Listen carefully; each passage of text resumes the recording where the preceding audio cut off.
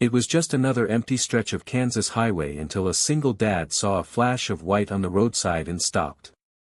He didn't know that choice would unravel a hidden legacy, two abandoned siblings and a mother's last hope folded inside a child's memory. What he did next changed 5 lives forever.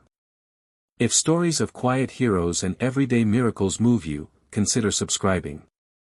We tell the kind of stories that stay with you. Now, let's begin the journey.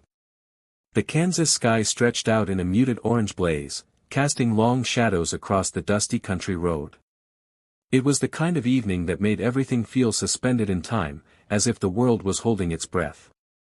Jackson Ford tightened his grip on the steering wheel of his aging pickup truck and squinted at the horizon. The radio crackled softly, playing a Johnny Cash tune he barely heard. His mind was elsewhere, on dinner, the medications, and whether his daughter would let him hold her hand tonight without flinching. She hadn't spoken in 3 years, and sometimes the silence in his cabin echoed louder than any storm he'd ever weathered. Then he saw it. A flutter of white moved across the road, so sudden and soft that he nearly missed it. It wasn't an animal. It wasn't wind-tossed trash. It was fabric, a scrap of something pale and waving like a quiet signal from the edge of the world. Jackson braked. The old truck lurched to a stop. The engine coughed and settled into silence. He stared out at the empty road, heart tapping against his ribs, trying to decide if he was chasing shadows. But something in his gut, the part of him that had been a firefighter, a husband, a father, told him this wasn't nothing. He stepped out. The wind was cooler than he expected, dry. He scanned the field, then spotted the edge of something white tangled in tall grass on the shoulder. Just beyond it, tucked in a shallow ditch, was a child, a girl, tiny, no more than 6 or 7. She sat cross-legged in the weeds, holding a threadbare stuffed bear. Her cheeks were streaked with dirt. Her eyes, big and unblinking, locked on his with a calm that didn't match the moment. Jackson dropped to his knees in front of her. "Sweetheart, are you okay? Are you hurt?" he asked. She shook her head slowly. Then, in a voice that barely rose above the rustling grass, she said, "Please help my brother." She turned and pointed. Jackson followed her gaze, and his blood ran cold. 20 feet away, partially hidden under a slope of dry brush, was a boy, older than her, maybe 10. He was face down, his body limp, not moving. Jackson bolted, sliding down the embankment. He reached the boy and rolled him over gently. His skin was warm but clammy. There was a bruise on his temple, dried blood on his elbow, and his breathing was shallow, too shallow. His lips were pale. His shirt hung on a thin frame, like he hadn't eaten properly in days. Jackson didn't hesitate. He scooped the boy into his arms and sprinted back to the truck, motioning to the girl. "Come on, let's go. Get in." She climbed into the passenger seat without a word, still hugging the bear. Jackson laid the boy across the back seat, careful to elevate his head, and slammed the door. He jumped into the driver's seat and jammed the key into the ignition. Click. Nothing. Again.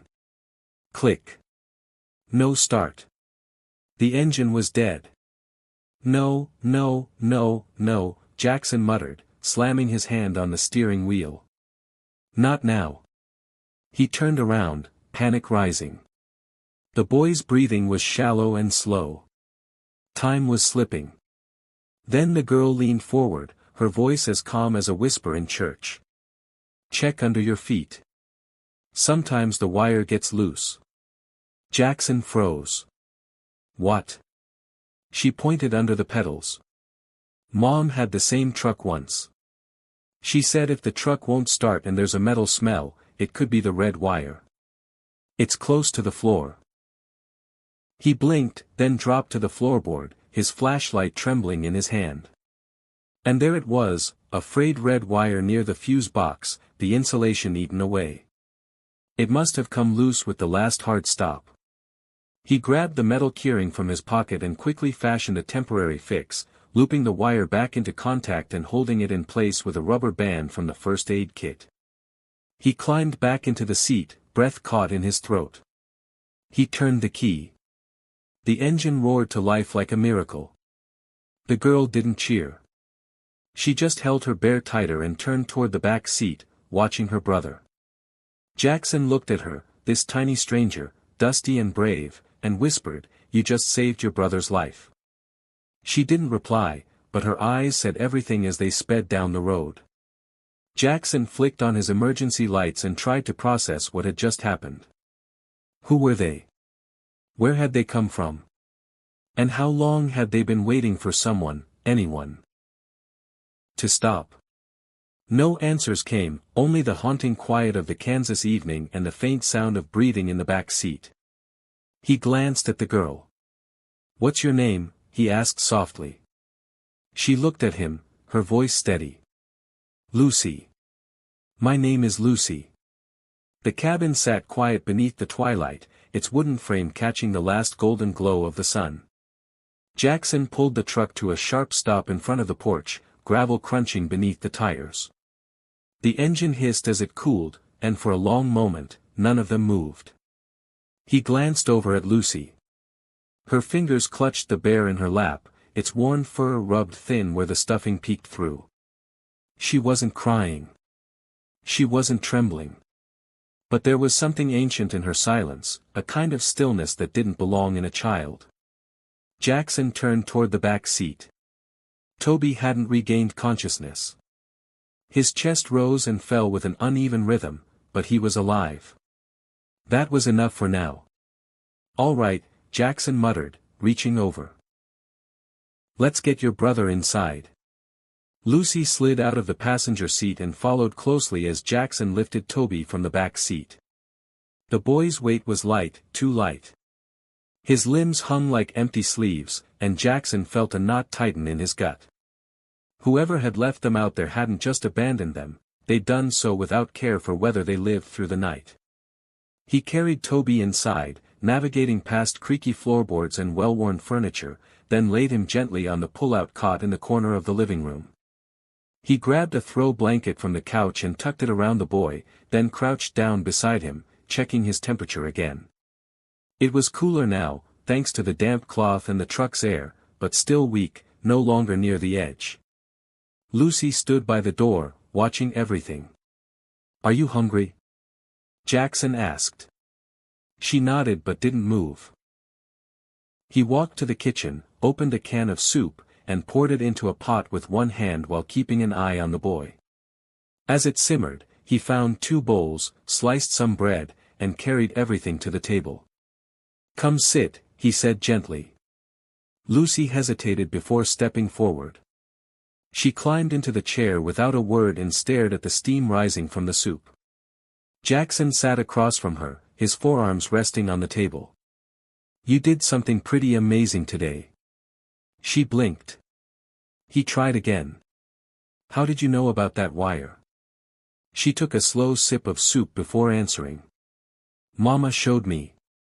A long time ago, our truck wouldn't start, and we were scared.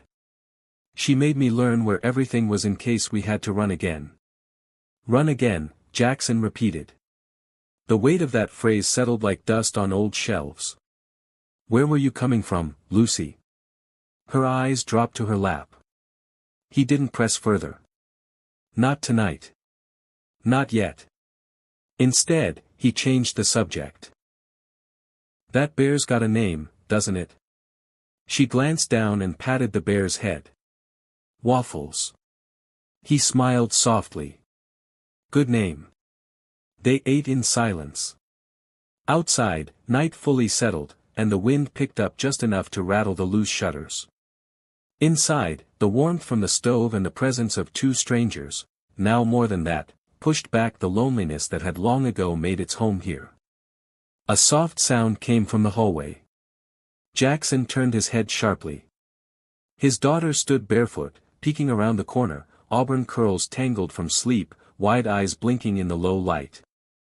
She didn't speak, hadn't for years, but she watched them, watched Lucy.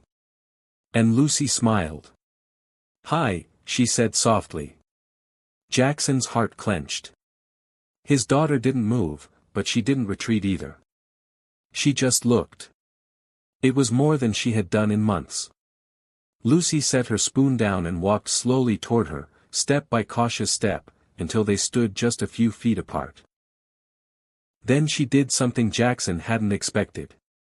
She reached into her small backpack and pulled out a notebook. She tore a blank page and gently offered it. "Want to draw with me?" His daughter hesitated, then took the paper. Jackson nearly dropped to his knees. Later that night, Jackson tucked a blanket around Toby and moved to the porch. He needed air, needed space to breathe without the pressure of being needed every second. He stared out into the dark, the stars like pinpricks in an endless sheet of velvet. He thought about that road, about how many cars must have passed those kids without stopping. What made him different? Maybe it was dumb luck. Maybe it was instinct. Or maybe it was something else.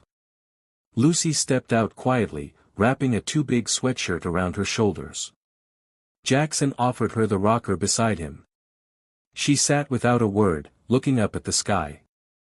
"You did real good today," he said. She shrugged. "I just remembered what Mama taught me." "You remembered. You were brave. That matters." She turned to him. "Do you think my brother's going to be okay?" He nodded slowly. "I think he's strong, like you." She looked down, then asked in a whisper, "Why did you stop?" "Nobody else did." He swallowed. "I don't know," he said honestly. "I just saw something, that white cloth, and then I saw you, and I couldn't drive away." "No," he said. "I couldn't." Lucy looked out into the dark again. "Mama used to say, if someone stops without knowing why, that means they're the right person." Jackson stared at her, the truth of those words sinking deep. Maybe he wasn't just the man who happened to drive by.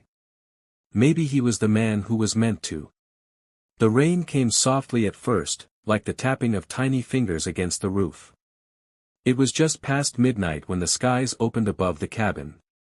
Jackson stood at the kitchen sink, staring out the window as the wind picked up, dragging leaves and old dreams across the porch like ghosts that refused to settle. Inside, the only sounds were the hum of the refrigerator and the distant creak of the porch swing moving slightly in the breeze. He was tired, bone-tired, but something in him wouldn't let go of the night. Not yet. A light flicked on behind him. Jackson turned. Lucy stood in the hallway, her bear tucked under one arm, her other hand gently holding the fingers of his daughter. His heart stopped. The two girls, one who had just lost everything and one who had barely opened herself to the world, now stood together, connected by something he couldn't name but had waited years to witness. "I couldn't sleep," Lucy whispered. Jackson nodded and approached them slowly. "You want to sit outside with me? Just for a little bit?" Lucy looked to his daughter, whose gaze remained fixed on the rain-dotted window. Then, gently, the girl nodded just once. It was small, so small, but to Jackson, it felt like the world tilted back into place.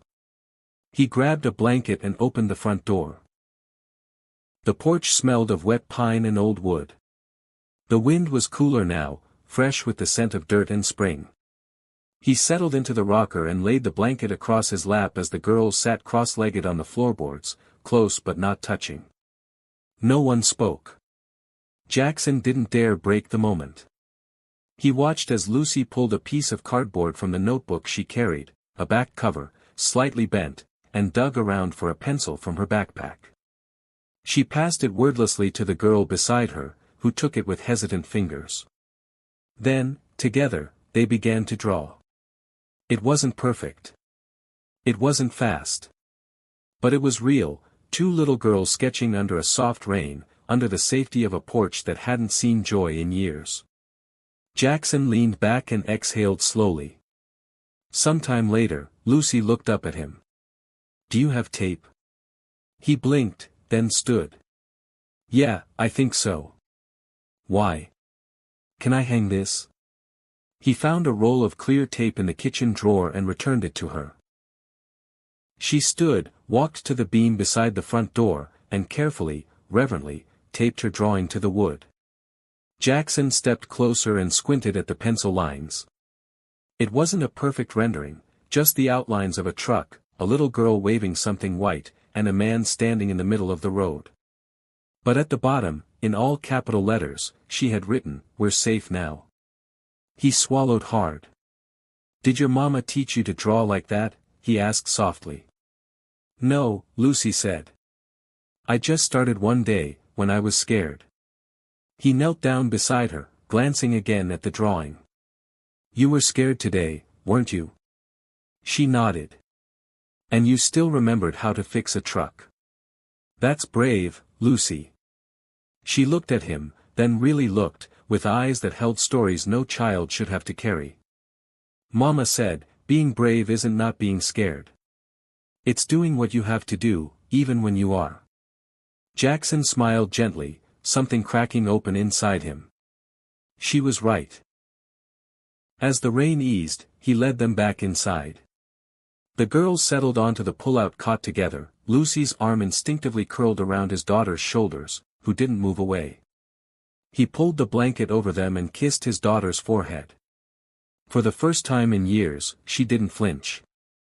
In the kitchen, Jackson sat at the table and opened his worn notebook, the one he used when he had thoughts too heavy to carry. He stared at the blank page, the words forming in his mind before he could stop them. "Tonight, I saw something I didn't know I was missing. 2 children, strangers, taught my daughter how to sit still with someone else. And they taught me that maybe love isn't something you protect. Maybe it's something you share and risk, even when it hurts." He closed the notebook and stared into the dark. The next morning, Jackson rose early. Toby was awake, barely. The boy's eyelids fluttered when Jackson approached the cot, and he groaned softly. Jackson knelt beside him, placing a firm but gentle hand on the boy's shoulder. "Hey there, big guy. You're safe. Just rest. You're at my place." Toby blinked once, tried to speak, and failed. Jackson offered a sip of water. The boy drank, then turned his head toward the noise in the kitchen, 2 girls laughing softly over something Lucy had said. The sound lit a faint spark behind his tired eyes. "Your sister's been watching over you," Jackson said. "She's pretty incredible." Toby gave a slow, almost imperceptible nod. Then, with a rasping voice that startled Jackson, the boy whispered, "She always is." Jackson exhaled, his throat tightening. "You're welcome to stay," he said. "As long as you need." Toby didn't respond, but he didn't resist either. And that was enough for now. That afternoon, Jackson walked past the drawing, still taped to the beam by the door. The word stared back at him, simple and absolute, "We're safe now." He touched the edge of the paper lightly, almost afraid to wrinkle it. Somewhere deep inside, he knew safety wasn't about locked doors or alarm systems. It was about what Lucy had brought with her, hope. And somehow, that was more than enough. By the end of the first week, it became clear to Jackson that Lucy was unlike any child he had ever known. It wasn't just her calm demeanor or the way she comforted his daughter with wordless presence. It was how she seemed to notice everything, where the mismatched mugs went in a cupboard, which drawer held the flashlight, the precise creak in the second stair, and the fact that Jackson always paused before opening the fridge, as if double-checking that he had remembered to buy milk. She didn't ask questions the way most children did. She observed. She absorbed. She filed away detail after detail with the quiet precision of someone who had learned far too early that survival often depended on noticing what others overlooked. One afternoon, as rain tapped gently on the windows and a pot of chili simmered on the stove, Jackson watched Lucy sitting cross-legged on the living room rug. She was drawing again, this time on the back of an old cereal box. His daughter sat nearby, copying shapes with a crayon. Toby, still pale but gaining strength, rested on the couch with a book open on his chest. "What are you working on?" Jackson asked, walking over. Lucy looked up. A map. A memory map. Jackson crouched down to look. The drawing was intricate, more precise than anything a 6-year-old should be capable of. She'd sketched the interior of a house, a wide staircase, 2 chandeliers, a fireplace flanked by tall windows, a sunroom with potted plants. He recognized none of it. "What is this place?" he asked gently. Lucy paused, her pencil hovering over the page. "It's my grandma's house," she said finally, "the one where we used to live before we had to leave." Jackson studied the drawing again. There was something deeply personal in the lines, a child's effort to preserve something precious before it faded completely. He felt a sting behind his eyes. "Can you tell me why you had to leave?" Lucy didn't look up. "They didn't like Mama." "Why?" She shrugged, but her voice was steady. "They said she didn't belong. Said she ruined everything. But she didn't. She just wanted to keep us safe." Jackson sat down beside her. "What were their names?" She looked at him suddenly, wary. He held up a hand.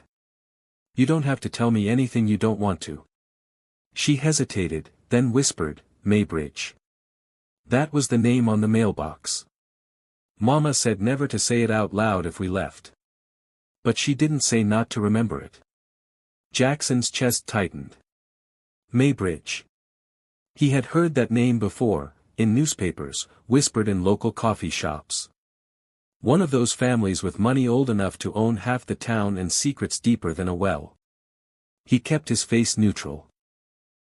"You're really good at remembering, Lucy." She nodded. "Mama said I had a gift. But sometimes it's not a gift. Sometimes it's like carrying too many boxes." Jackson smiled softly. "Even if the boxes are heavy, they make you stronger." She looked at him, then leaned her head lightly against his arm. It was the first time she'd touched him voluntarily.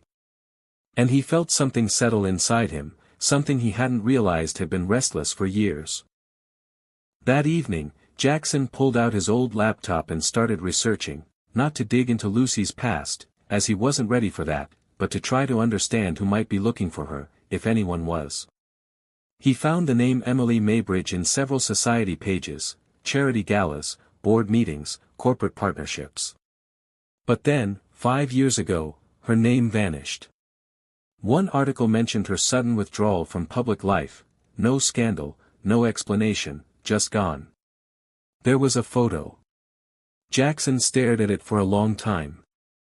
The woman was elegant but unpretentious, with kind eyes and auburn hair swept back in a loose twist. Lucy had her eyes. Toby had her jawline. But it wasn't the resemblance that hit him hardest. It was the way she stood in the picture, slightly angled, almost protective of the 2 children beside her, one hand on each of their backs, like she already knew she was their shield and might have to run someday. He closed the laptop and leaned back in his chair. Who leaves behind a life of wealth and influence to protect their children unless the danger is real? And how much had she sacrificed just to keep them free? Later that night, as Jackson sat on the porch with a mug of tea, Lucy stepped outside again. She had taken to joining him each evening, always wrapped in the same old blanket. "Can I ask you something?" she said. "Anything. Why do you keep looking at the stars?" He smiled into his cup. "Habit, I guess.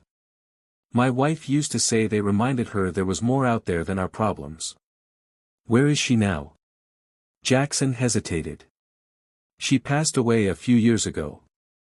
Lucy nodded solemnly. "I'm sorry." He looked over at her.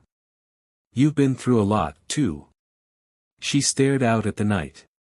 "Mama used to look at the stars, too. She said if anything ever happened, I could still talk to her that way, like the sky was a telephone." Jackson chuckled softly, though his throat tightened. "That's beautiful." She said, "Good people don't disappear. They just change places." Jackson didn't reply. He just stared upward with her, letting the silence stretch between them, not empty, but shared, sacred. And somewhere above them, the sky shimmered with quiet stars. It started with a name. Jackson couldn't sleep. The weight of Lucy's words, Maybridge, echoed in his head long after the house had gone quiet. He'd tucked the children in, cleaned the kitchen, and sat on the porch until the stars blurred into the night sky. But nothing quieted the thought that he was now part of something far bigger than a single act of kindness on a roadside. Back inside, he retrieved the tattered backpack Lucy had arrived with. He wasn't one to pry, but tonight felt different, necessary. He unzipped the front pouch and found only a few small items, a broken crayon, a dried lavender sachet, and a folded piece of paper yellowed at the edges.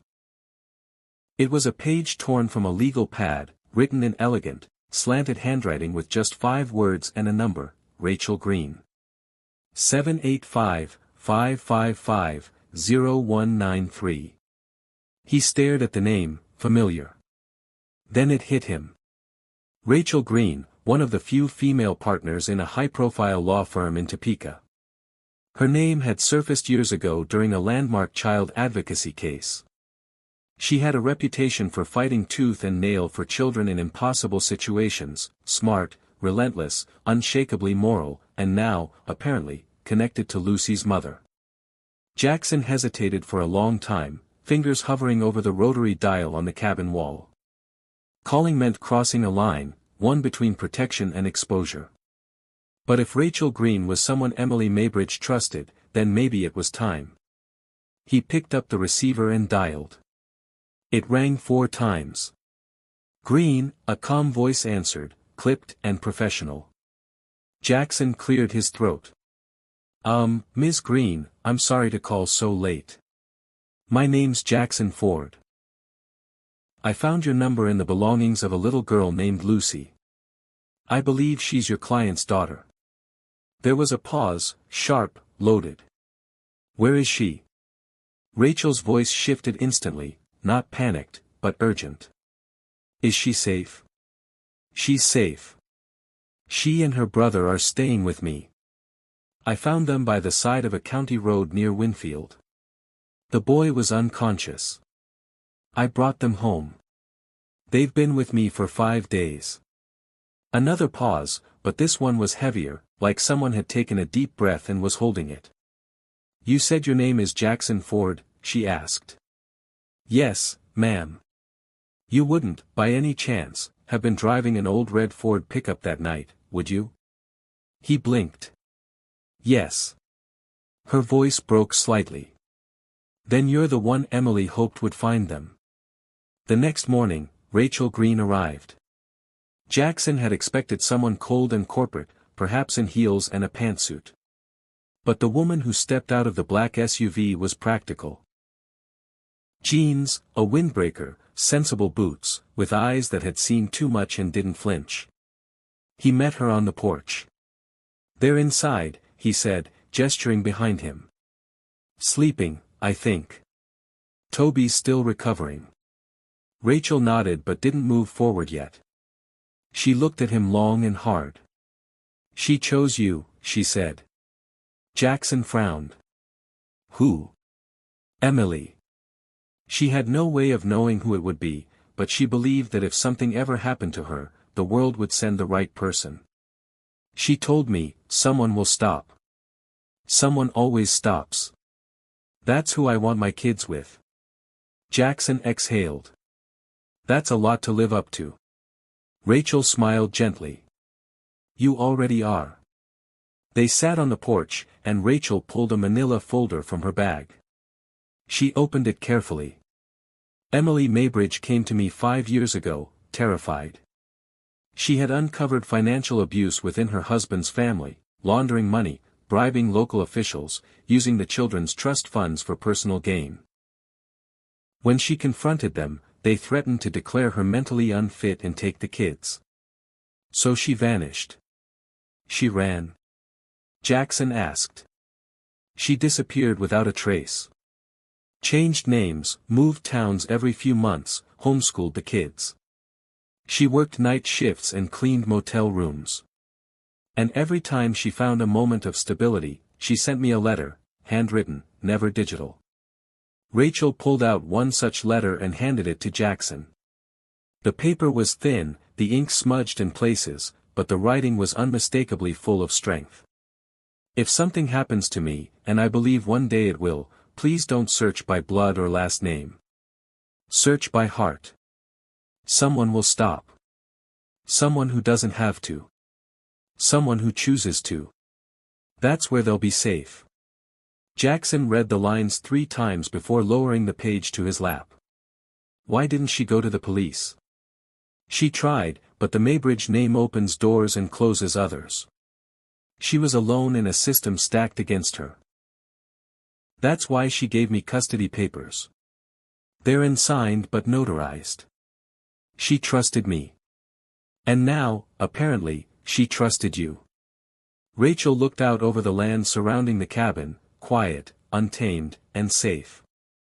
This is a good place, she said. They've never had a home that felt like this. Jackson was quiet for a long moment. Then, almost in a whisper, he asked, "What happens now?" Rachel turned to him. "That depends on you." Inside, Lucy had been listening.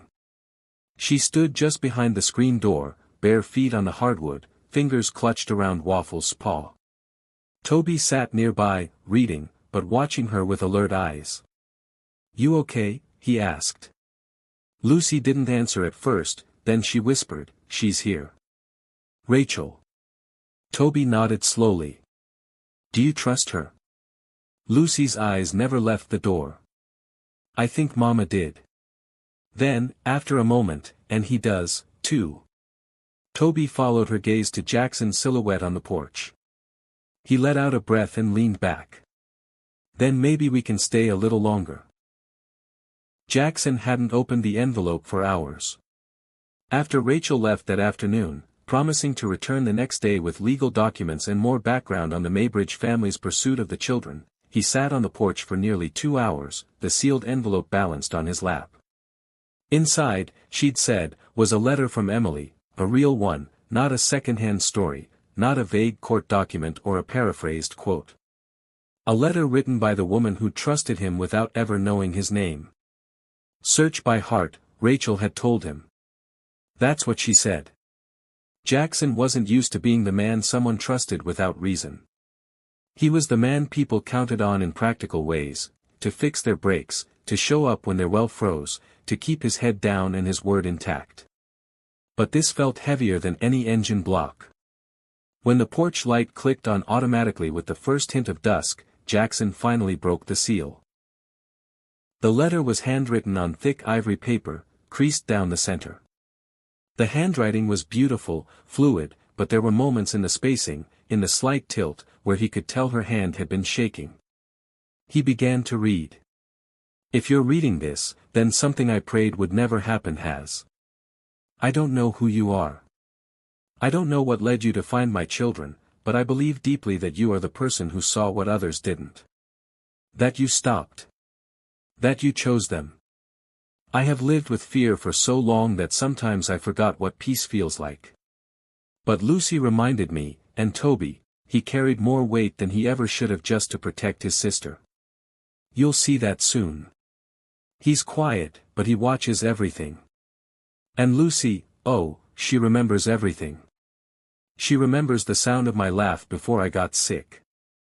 She remembers how to fix the truck when it sputters.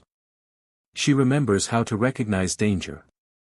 But, more importantly, she remembers how to spot kindness. She's better at it than I ever was. I couldn't keep running, not with the illness getting worse and the shadows getting closer. So, I did what I could. I trained them in every small way I knew how. And I gave their names to Rachel because she is the only person in this world I trust without question. But I also asked her to wait, to hold this letter and everything else until they were found by someone who wasn't just convenient or wealthy or powerful, but someone good. If that's you, thank you. You've already done more than most people would. There's no inheritance. I can leave no estate that matters. Just them. They are everything good I ever had. Please give them safety. Give them space to breathe. And if you have any love left to give them that, too. You don't have to be perfect. Just don't leave. Emily Maybridge. By the time Jackson finished reading, the light had deepened into full night. The porch bulb buzzed softly, and the hum of crickets pressed gently against the windows. He folded the letter with reverence, as if closing the cover of a sacred book. Then he slipped it back into the envelope and set it down beside him. For a long time, he simply sat there, letting the words settle into his chest like rain into dry soil. Inside the house, the laughter of children trickled through the thin cabin walls. It was Lucy's laugh, clear and light, followed by a surprised giggle from his daughter. She'd laughed, really laughed. That sound had been gone from his home for nearly 3 years, and now it was here again. He rose to his feet, walked inside, and stood in the doorway of the living room. The 3 children were gathered around a stack of picture books sprawled across the rug. Lucy had her bear tucked under her arm, and Toby leaned against the couch, visibly stronger than he had been even 2 days before. Jackson's daughter was coloring, but her body language was different now, less guarded, more present. He didn't say anything, just watched. Then Lucy looked up and smiled at him. "You read it?" she asked. Jackson blinked. "What?" "The letter," she said. "You were holding it when you sat down." He nodded slowly. "Yeah, I read it." Lucy stood and walked over to him. She reached into her pocket and pulled out something small and folded, a drawing, lined in crayon. She placed it in his hand. It was a picture of him, drawn simply but with unmistakable detail. He was standing in the middle of a road, one hand outstretched, and 2 children behind him. Overhead, a white cloth fluttered like a flag of surrender or salvation. At the bottom, in blocky letters, she had written, "You stopped so we could stay." His throat tightened. "You drew this?" She nodded. "Because Mama said the person who stopped wouldn't be just someone we passed. They'd be the reason we stayed." Jackson crouched and looked her in the eye. "Lucy, I don't know what the future holds. I don't know what kind of trouble your family might still bring, but I do know this, you and Toby and your mama, you deserved better. And I'm not going anywhere." She leaned in and hugged him. It wasn't tight. It wasn't rushed. It was just steady, the way trust is born when someone finally keeps their word. Later that night, Jackson stood in the hallway outside the kids' rooms. The cabin was still. The stars outside blinked through the windowpanes. He thought of Emily, of a woman who ran not to save herself, but to buy her children a few more breaths of peace. A woman who trained them not just in survival, but in faith, faith that somewhere in the chaos of the world, a single moment of goodness could change everything. And now, somehow, he'd become that moment, not because he was brave, not because he was perfect, but because he stopped. And sometimes, in a broken world, that's where miracles begin. The first true morning of spring arrived without announcement, no thunderous storms, no dramatic sunrise, just a gentle warmth in the air and the scent of damp earth rising from the ground. It was the kind of morning where windows begged to be opened and coffee begged to be shared on a quiet porch. Jackson woke early, like always, but this time the silence in the house felt different. It wasn't empty. It wasn't hollow. It felt alive. As he stepped into the kitchen, he found Toby already at the table, slowly spreading peanut butter onto a slice of toast. The boy looked up, offered a slight nod, their version of good morning, and returned to his task. His bruises were fading. The color was coming back to his face. But more than that, something deeper was changing, something behind his eyes, less guarded, less gray. "You sleep all right?"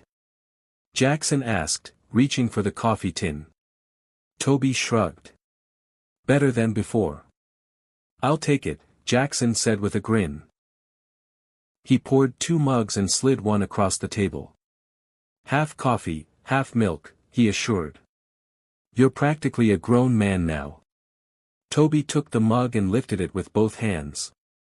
One small sip, then another. Then the faintest smirk. Lucy appeared a few minutes later, barefoot and already humming. Jackson's daughter followed close behind, carrying a small bowl of dry cereal and a folded blanket. She placed the bowl on the table, climbed into her usual seat next to Lucy, and tucked the blanket neatly across her lap, a routine that had emerged like clockwork over the past few days. No one said much, but they didn't have to. Something sacred had rooted itself in the ordinary. Later that morning, Jackson found Toby in the backyard, examining the old chicken coop that hadn't housed a hen in years. The boy walked the perimeter, tapped the frame with a stick, and crouched beside the latch. "You thinking what I'm thinking?" Jackson called from the porch. Toby looked up. "It's leaning, but not broken." Jackson descended the steps and walked over. "Yeah, I've been meaning to fix it for, well, longer than I care to admit." Toby ran a hand along the edge of the frame. "We could brace it here," he said, pointing. "If we anchor the back post deeper, it'll hold." Jackson raised an eyebrow. "You know about this stuff?" Toby shrugged. "Mama taught me. Before we left the last place, we built a rabbit hutch out of a broken dresser. She said, fixing things teaches you how to stay steady." Jackson chuckled. "She sounds like someone I would have liked." Toby smiled, a real one this time, and said nothing more. Together, they spent the next hour gathering tools, digging out rotted wood, and replacing panels. It wasn't perfect work, but it was honest. By midday, the coop stood straight again, with a new hinge fashioned from scrap metal and a fresh coat of weatherproof paint, which Lucy insisted on applying herself. "I want the chickens to feel welcome," she explained, tongue poking out the side of her mouth as she painted. "Didn't know chickens had interior design preferences," Jackson teased. "They do," she said solemnly. "Warm colors help with egg laying." He didn't question it. That evening, Jackson made spaghetti, Lucy's request, and they all sat together at the dinner table for the first time. Not couches, not corners, a real table, a real meal. He passed around garlic bread and poured water into mismatched glasses. At one point, Jackson caught his daughter watching him. She didn't look away. She smiled. And then, as natural as breathing, she whispered, "Thank you." He froze. Toby's fork paused midair. Lucy went still. Jackson set down his cup slowly. "What did you say, sweetheart?" His daughter lowered her head shyly. "Thank you." It was the first word she had spoken in nearly 3 years. Tears threatened to betray him right there at the table, but he blinked them back. "Not yet. Let the moment breathe. Let it land." He reached across and placed a hand gently over hers. "You're welcome," he whispered. Lucy leaned over and hugged her tightly. Toby looked away, blinking fast. And for the first time since Emily's letter, Jackson allowed himself to believe this wasn't just a temporary refuge. This was becoming something else. This was becoming a home. After dinner, Jackson cleaned the dishes while the kids drew comics in the living room. The light from the kitchen spilled across the floorboards, and from time to time, he heard them giggling, real, unguarded laughter that filled the spaces long left hollow. When the dishes were done, he stepped outside with a cup of tea and sat on the porch swing. The stars were coming out again, slow and steady. It was the same sky, same trees, same wind. But nothing about his life was the same anymore. Rachel was due back the next day with the official custody paperwork. They would have to discuss legal guardianship, court filings, protection orders, real things, complicated things. But tonight was simple. Tonight was full. He felt a presence beside him and looked over. Toby stood in the doorway, hands in his hoodie pocket. "Thanks for today," the boy said quietly. Jackson nodded. "You did good work." "I think she'd be proud," Jackson said. "Why?" Toby nodded once, turned back inside, and left Jackson with the stars. For a man who'd thought his story had already been told, loss, quiet survival, the quiet ache of unfinished love, Jackson was beginning to understand something different. Sometimes the greatest stories don't start when something ends. They start when someone decides to stay. The fireplace crackled softly, sending flickers of amber light across the walls of the cabin. Outside, the wind howled low, brushing against the windows like it was asking to be let in. But inside, all was warm, the kind of warmth that lives not just in wood and fire, but in people who've chosen to stay. Jackson sat on the braided rug, back against the couch, one arm resting on his bent knee, his gaze fixed on the flames. Across from him, Rachel Green sat with a mug of chamomile tea in hand, her expression relaxed in a way he hadn't seen before. She had arrived just before dinner, her SUV pulling up with a fresh stack of legal documents and a look that said she hadn't slept much. But she still smiled when she saw the kids playing in the yard.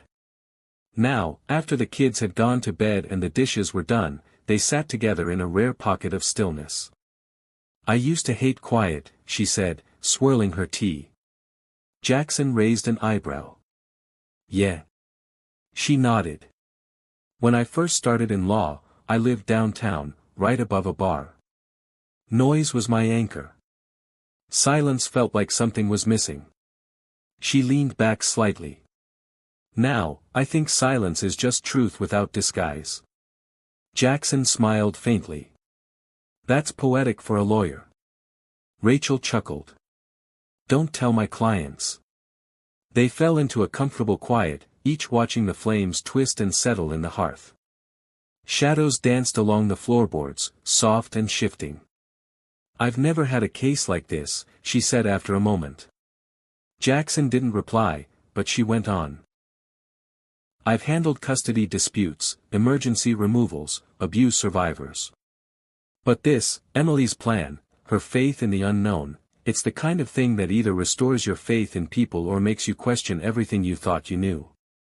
Jackson's voice was low. "So, which one is it for you?" She turned to look at him, her eyes holding something new, not just professional, but deeply personal. "I think it's both," she said.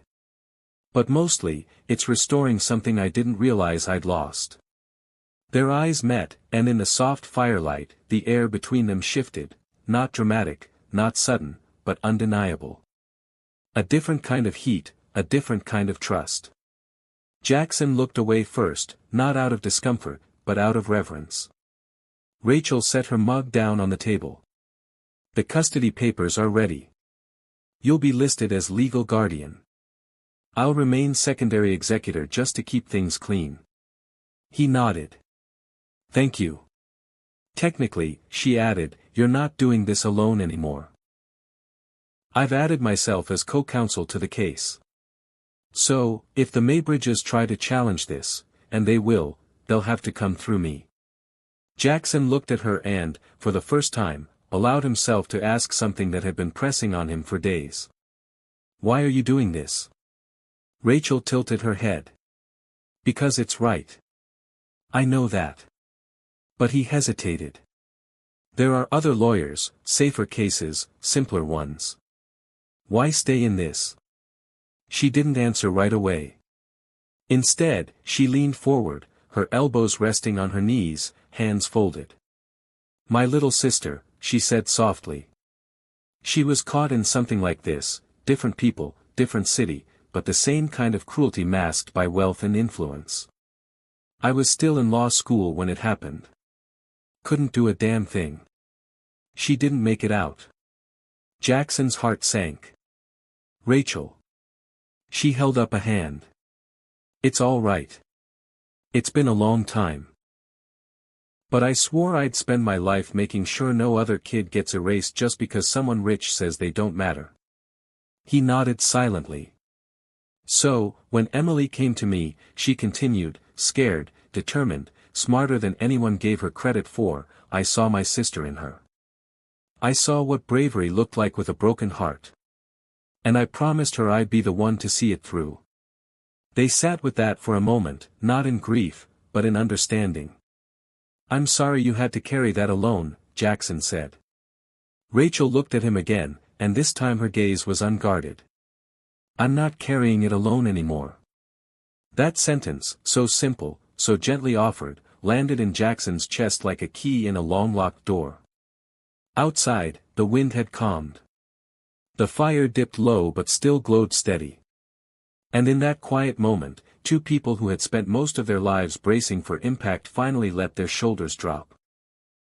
Later that night, as Jackson checked the kids' room, he found Lucy and his daughter curled together under one blanket, arms tangled, a half-finished drawing between them. Waffles, the bear, sat perched on the windowsill like a sleepy guardian.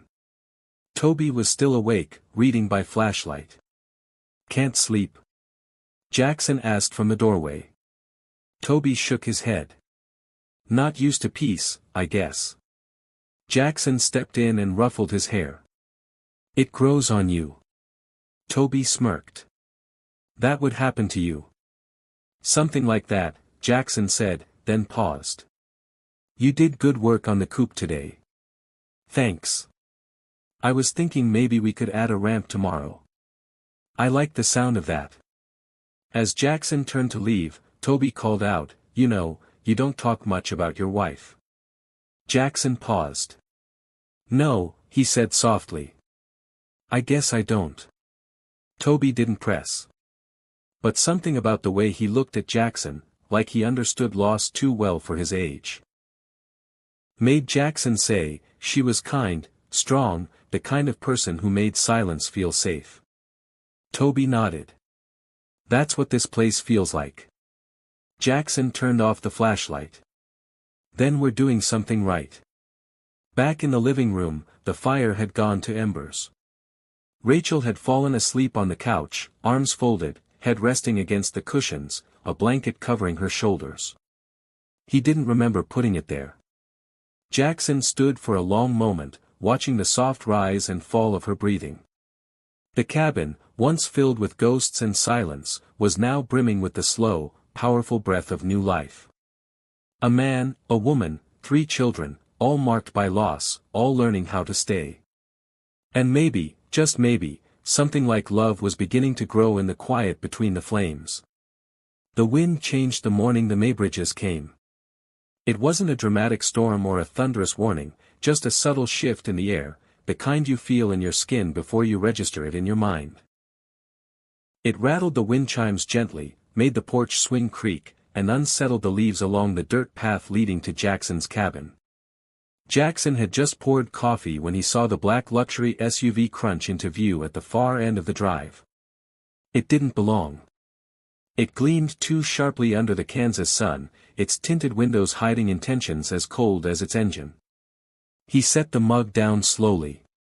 Rachel stepped onto the porch seconds later, as if she'd known it was coming, her jacket already on, legal folder in hand. They're early, she said. Who are they? She looked him in the eye. The Maybridges, or, rather, their lawyers.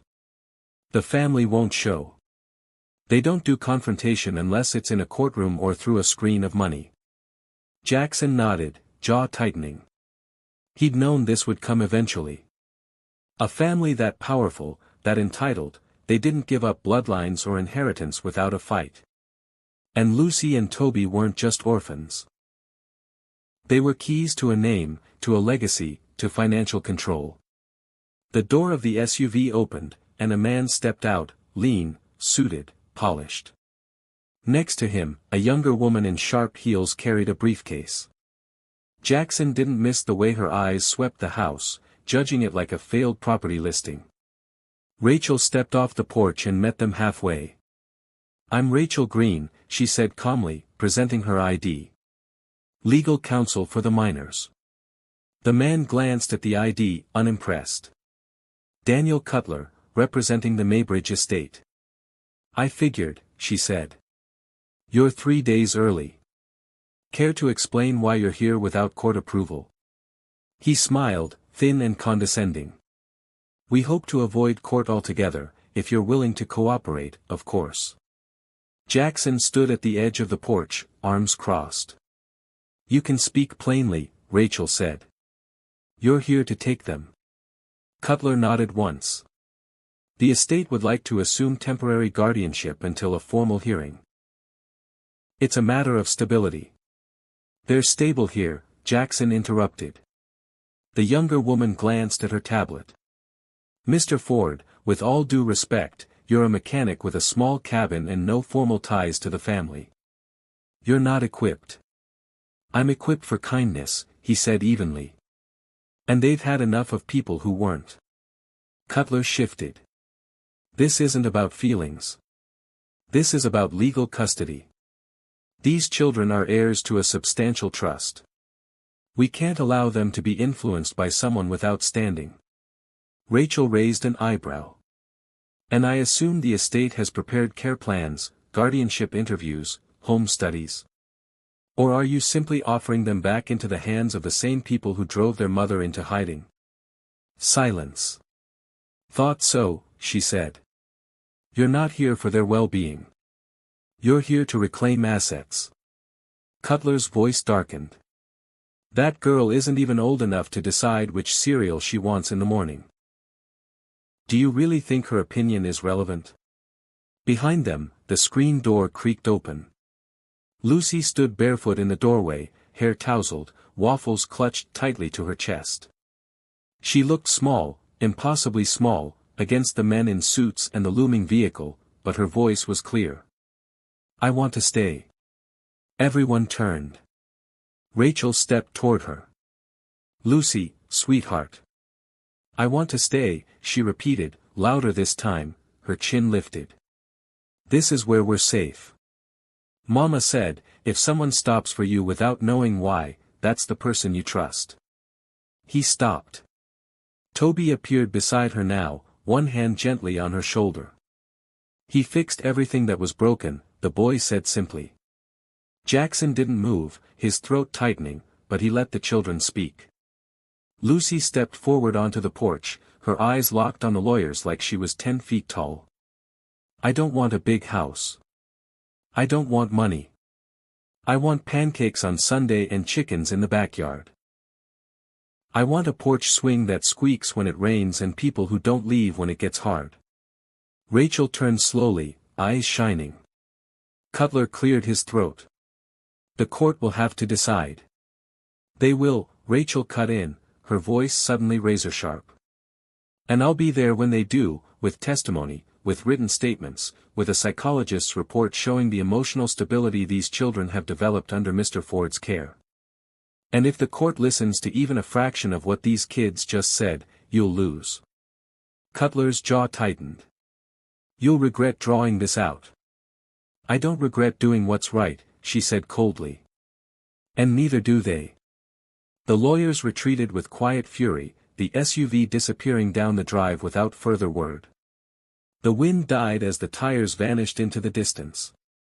Jackson turned to the kids, who stood side by side on the porch. You two all right? Toby nodded. Lucy's shoulders slumped a little, but she didn't cry. Instead, she stepped forward and took Jackson's hand. They tried to make it sound like we were lucky to belong to them, she said softly. But I think we're lucky because we don't. Jackson crouched, pulled both kids into his arms, and let the porch wrap them in silence. Behind them, Rachel leaned on the railing, her voice low. She's going to change the world. She already changed mine, Jackson said. That night, Jackson stood outside alone for a moment. The stars were back again, quiet and steady above the roof. He thought about what Lucy had said, not just the words, but the conviction behind them. She wasn't just smart. She was brave, the kind of brave that reshaped rooms, that stopped grown men cold, that told the truth when the world said to sit still. Rachel came up beside him, 2 mugs in hand. She handed him one and leaned into his shoulder just enough to let him know she wasn't going anywhere. They'll try again, she said. I know. We'll be ready. He looked at her then and finally let himself say what he'd been holding since the firelight. I don't want this to end, after the court hearings, after the documents, after they're safe. She met his gaze. Then don't let it. The porch light had been flickering for years. Sometimes Jackson thought it stayed on out of pure stubbornness, like the house itself, weathered but standing. He had meant to replace it 100 times but never quite brought himself to do it, not because it was difficult, but because, in some quiet part of him, the flickering had become a kind of ritual, a symbol. He hadn't realized until now how much it meant that it never fully went out. That evening, with the court hearing scheduled for the following week and the tension of the Maybridge visit still trailing them like smoke, Jackson stood beneath that same light and watched as the cabin behind him glowed with life. Toby sat at the kitchen table, polishing the last of the wooden slats they had sanded earlier for the chicken coop ramp. He worked with care, tongue peeking slightly from the corner of his mouth, the way boys do when they're trying to get something just right. Lucy and Jackson's daughter were nestled in a corner of the living room, heads together over a new notebook, their pencils scribbling quietly as if writing secret messages to the stars. They had started creating a comic book together, The Bear and the Girl Who Knew Everything. Lucy wrote, Jackson's daughter illustrated. Waffles was the main character, of course. Rachel was in the hallway, her voice low and patient as she spoke on the phone with a children's counselor she'd arranged for Toby, not because he was in trouble, but because she believed he deserved to tell his story to someone who could help him make peace with it. Jackson watched them all, then leaned on the railing and looked out into the trees. Fireflies danced just above the grass. A frog croaked somewhere near the fence. For the first time in years, he wasn't listening for danger. He was listening for quiet, not emptiness, but peace. Rachel joined him a few minutes later, stepping outside with 2 mugs of hot cider. The breeze tugged at her sweater, and her hair had come loose from its bun. She handed him a mug. Kids are settled. "MHM," Jackson murmured. It's hard to believe this place was silent just a month ago. Rachel sipped her cider. It doesn't feel like they're just visiting anymore. They're not. He turned to her fully, his voice lower now. This house has seen a lot, grief, loneliness, me trying to raise a child who wouldn't let me hold her hand, and me not knowing how to keep holding on. But now, it feels like everything in this place finally makes sense. Rachel tilted her head. Because of them. Because of what they brought with them, he said. A second chance I didn't know I needed. She looked at him, something quiet unfolding in her gaze. I think Emily knew that, she said softly. That whoever stopped, really stopped, wouldn't just save her children. They'd be saved, too. Jackson's throat tightened. He looked away, then reached up and tapped the base of the porch light above them. This light, he said, used to flicker every night, like it couldn't decide whether to stay on. I never fixed it. But lately. Rachel looked up. It hasn't flickered once. Later that night, just before bed, Jackson tucked his daughter in and kissed her forehead. She reached up without being asked and gently touched his cheek. I drew something for you, she whispered. He smiled. Yeah. She pointed to the nightstand. He picked up the drawing. It was simple, in colored pencil, their house, drawn in childlike angles, with a porch that seemed to glow from the center, and above it, scribbled in soft purple letters, "This is where Daddy smiles again." Jackson sat down at the edge of her bed, his hand still holding the drawing. I do smile more now, he said quietly. Because of Lucy and Toby, because of you, because you came back to me, and because they reminded us both how to keep going. She nodded, sleepy but content, and turned to her side, hugging the stuffed cat he had bought her 2 birthdays ago, which had remained untouched until Lucy arrived. He stood there a moment longer, just watching her breathe, then turned off the light. In the living room, Rachel sat with Toby and Lucy, reviewing what the court process might look like in gentle words, with all the intensity replaced by reassurance. You don't have to speak if you don't want to, she said. But if you do, the judge will listen. What if they try to take us again? Lucy asked, her voice small but clear. They won't, Rachel said. Not this time. Not with the truth on our side. Toby leaned forward. Do we get to say what we want? You do, Rachel said. Your voices matter, especially now. The boy nodded, a quiet strength in his shoulders. After the kids went to bed, Rachel found Jackson again, this time in the den, holding Emily's letter in one hand and Lucy's comic draft in the other. He looked up when she entered. They both told the same story, he said, one with words, the other with drawings. Rachel stepped closer. What story is that? That love doesn't always look the way people expect. Sometimes it's messy. Sometimes it's found on the side of the road or in an old chicken coop or in a kid who remembers everything. He looked at her fully now. And sometimes it's in someone who shows up and never walks away. She sat beside him and reached for his hand. I'm not walking away. He nodded. I know. That night, long after the cabin had gone still, the porch light continued to glow, not flickering, not faltering, just on. Like it had found its reason, like it had finally decided that this was the place it belonged. Like everyone else in that little home. The courtroom was smaller than Jackson expected, no marble pillars, no sweeping ceilings, just wood-paneled walls, a soft hum from the overhead lights, and a judge who looked more like a retired teacher than a dispenser of life-altering decisions. It felt less like a battle arena and more like a waiting room for truth. Rachel sat beside him at the long table, crisp in a navy suit, her voice steady, eyes sharper than ever. Across the aisle sat the Maybridge representatives, polished, perfumed, and brittle behind their smiles. Lucy and Toby sat quietly behind Jackson, Lucy holding waffles in her lap, Toby sitting tall, his hand resting protectively on his sister's shoulder.